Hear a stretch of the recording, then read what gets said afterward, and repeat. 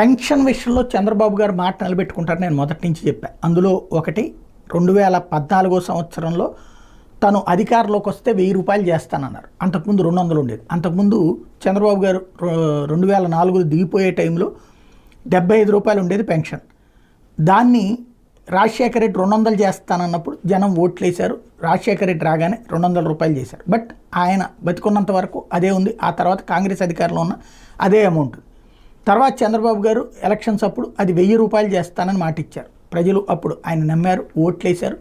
ఆయన రాగానే 1000 రూపాయలు పెన్షన్ చేశారు. ఆ తర్వాత పాదయాత్ర సందర్భంలో జగన్ 2000 ఇస్తానన్నప్పుడు ఎలక్షన్స్కి ఒక 3-4 నెలల ముందు 2000 రూపాయలు చంద్రబాబు గారు కూడా ముందే పెంచేశారు. ఇప్పుడు తర్వాత జగన్ 3000 చేస్తానని చెప్పారు. కానీ ఒకేసారి 3000 అనుకున్నారు అందరూ. తీరా చూస్తే అది 250 రూపాయలు చొప్పున అన్నటువంటి పెంచుకుంటూ పోతానని చెప్పారు అన్నటువంటి పాయింట్ చెప్పుకొచ్చారు.